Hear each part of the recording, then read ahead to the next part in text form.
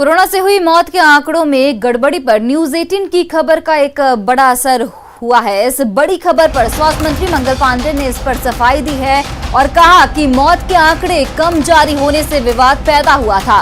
उन्होंने कहा कि विभाग ने 15 दिनों तक मामले की जांच कराई है। हर जिले से कोरोना मौत के आंकड़े इकट्ठा किए गए हैं, जिससे कोरोना से हुई मौत के आंकड़े बढ़े हैं।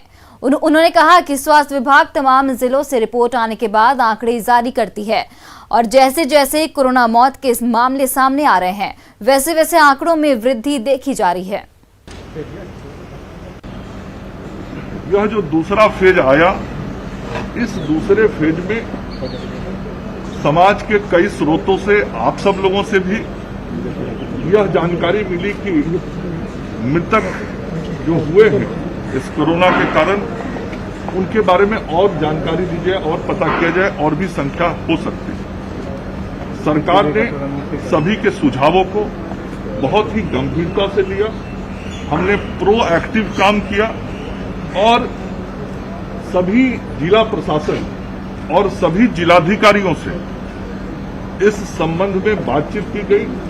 उनको यह निर्देश दिया गया कि आपके जिले में जो भी संस्थागत मृत्यु कोरोना के कारण भारत सरकार के गाइडलाइन के अनुसार जो हुआ है, उसका संस्थानवार आप जानकारी पता करें और कोई छूटे नहीं, ऐसी कोशिश होनी चाहिए। क्योंकि हमारी मंशा लोगों को ढूंढकर उनके घरों तक इस संकट के समय में, इस आपदा के समय में राहत पहुंचाना है। वहीं कोरोना से हुई मौतों के आंकड़े अचानक बढ़ने को लेकर आरजेडी ने सरकार पर निशाना साधा है। देखिए, छुपा करके आप क्या हासिल करना चाहते हैं? जब तक हकीकत को सामने रख करके आप कोशिश नहीं करेंगे, आप आंकड़ा में के प्रबंधन की बाजीगरी से कोरोना से नहीं लड़ पाएंगे। मैं आग्रह करूंगा, आरटीपीसीआर के टाइम में जो टेस्ट का घोटाला हुआ, मौत में ये घोटाला हुआ, जिंदगी में तो सब कुछ कर रहे हैं, लोगों के मरने के बाद उनको बख्श दीजिए, यही गुहार लगा रहे हैं। कोरोना से हुई मौतों के आंकड़ों में अचानक बढ़ोतरी पर जेडीयू सांसद सुनील कुमार पिंटो ने कहा कि सही आंकड़े इकट्ठा करने के लिए सरकार ने ही कमेटी बनाई ताकि लोगों को मुआवजा मिल सके, जिसके बाद प्रखंड स्तर पर जाकर आंकड़े जुटाए गए। वहीं बीजेपी ने विपक्ष को इस पर सियासत नहीं करने की सलाह दी है। कि सरकार की मंशा यही बतलाती है कि सरकार ने कोरोना से मौत की आंकड़े के लिए एक कमेटी बनाई, जिस कमेटी ने ब्लॉकों में जाकर एक्चुअल जो फिगर है उस फिगर को कलेक्ट किया। विपक्ष लाश पर राजनीति नहीं करे। ये आंकड़ा प्रदेश सरकार के द्वारा जारी किया गया है, न कि विपक्ष के द्वारा जारी किया गया है। ये आंकड़ा ये बताता है कि बिहार सरकार ईमानदारी से लोगों को मुआवजा देने का काम करना चाहती है और मुआवजा ज्यादा से ज्यादा लोगों को मिले। जो आंकड़े छूट गए थे उसको सामने लाने के लिए ही कमेटी बना करके संशोधित आंकड़ा पेश किया गया है। हाजीपुर में दिन दहाड़े 1,19,00,000 की लूट हुई है। लुटेरों ने नगर थाना क्षेत्र में एचडीएफसी बैंक को निशाना बनाया। बताया जा रहा है कि बाइक से 5 अपराधी बैंक पहुंचे और रुपए लूटकर फरार हो गए। लुटेरों की तस्वीरें सीसीटीवी में कैद हो गई है और पुलिस उसके आधार पर छानबीन में जुटी है। एचडीएफसी बैंक है जड़ुआ में, वहीं पर लूट की बात बताई जा रही है। 10:20 में 4 अपराधकर्मी अंदर प्रवेश किए थे, हथियार के बल पर लूटपाट किए हैं। अभी करीब 1,19,00,000 का लूट का बताया जा रहा है और हिसाब जोड़ रहे हैं लोग। क्या कार्रवाई हो रही है उसमें तो अभी देख रहे हैं। फिर हम लोग भागने की दिशा में और पूर्व अपराधकर्मियों की दिशा के ये पर पहचान करने का प्रयास किया जा रहा है। मुजफ्फरपुर एसकेएमसीएच में लाश पर वसूली होती है। एसकेएमसीएच परिसर में मौजूद मेडिकल ओपी पुलिस मौत के बाद शव की समीक्षा रिपोर्ट बनाने के लिए 2 से 3 हजार रुपए वसूलती है।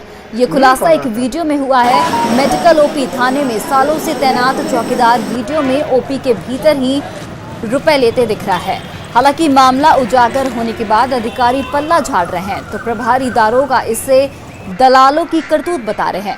मंगलवार को सरैया के रेवाघाट निवासी विश्वनाथ दुर्घटना के शिकार हुए थे और उनकी मौत एसकेएमसीएच में हो गई थी, जिसके बाद शव की समीक्षा रिपोर्ट बनाने के लिए चौकीदार सुखदेव ने 2000 रुपए की डिमांड की। परिजनों ने किसी तरह शाम को 1000 रुपए की व्यवस्था की और जब चौकीदार को दिया गया तब जाकर शव की समीक्षा रिपोर्ट बनाई गई और फिर पोस्टमार्टम के लिए भेजा गया। पोस्टमार्टम में हुई देरी पर परिजनों में आक्रोश भी देखा गया।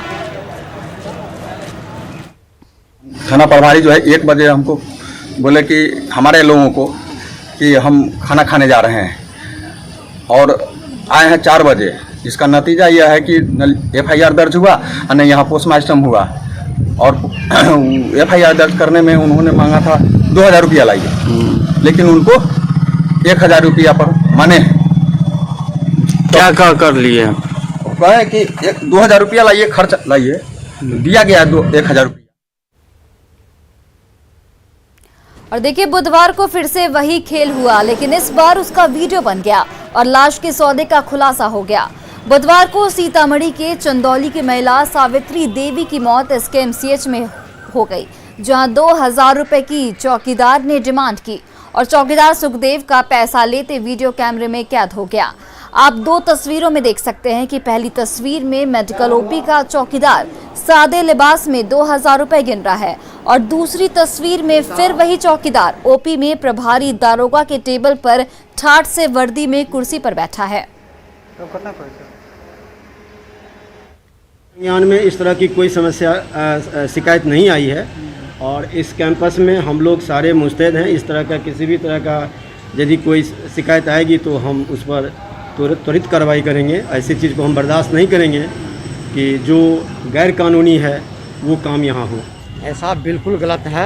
यहाँ दलालों की अड्डा है। प्रशासनिक तौर पर किसी प्रकार के रुपया नहीं लिया जाता है। सरकारी जो सुविधा है उपलब्ध, जैसे पोस्टमार्टम करने के बाद उसको जो है एम्बुलेंस दिया जाता है, वो सारे चीज़ यहाँ दिया जाता है ताकि उसके घर तक पहुँचाने के लिए। मृत्यु समीक्षा रिपोर्ट बनाने में 2000 रुपया लिया गया और दूसरे से 3000 रुपया लिया गया। उस पर कहा जा रहा है, एम्बुलेंस पर नहीं है। नहीं, ऐसा गलत है। कागज बनाने पर ऐसा गलत है। ऐसा